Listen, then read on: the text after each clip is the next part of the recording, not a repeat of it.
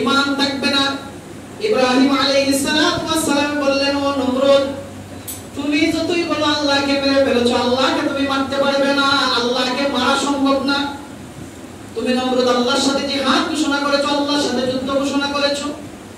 নমরুদ, একদিন এমন সময় আসবে, আল্লাহ থাকবে, আসমান থাকবে, জমিন থাকবে, চন্দ্র সূর্য গ্রহ নক্ষত্র সবকিছুই থাকবে, এই দুনিয়া থাকবে, সবকিছু থাকবে।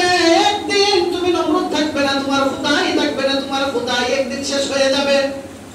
ইব্রাহিম আলাইহিস সালাতু ওয়াস সালামকে নমরুদ যখন ইব্রাহিম আলাইহিস সালাতু ওয়াস সালামকে তার বশে আনতে পারলো না, তাকে তার খোদা বানাইতে পারলো না, তার বিরোধী পক্ষে ছিলেন ইব্রাহিম আলাইহিস সালাতু ওয়াস সালাম। শেষ পর্যন্ত ইব্রাহিম আলাইহিস সালাতু ওয়াস সালামকে নমরুদ আগুনের মধ্যে ফেলাইলো।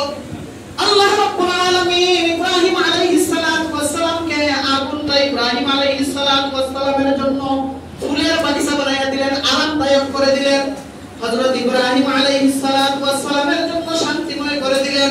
যেই দিন আল্লাহ রাব্বুল আলামিন ইব্রাহিম আলাইহিস সালাতু ওয়াস সালামকে আগুন থেকে মুক্তি দিয়েছিলেন, ওই দিনটা ছিল মুহররমের 10 তারিখ, আশুরার দিন। আরো জোরে হয়, আরো আছে আশুরার দিনের ঘটনা, আগামী জুম্মায় বলবো আল্লাহ যদি তৌফিক দান করেন। কেন দিছে বাবা?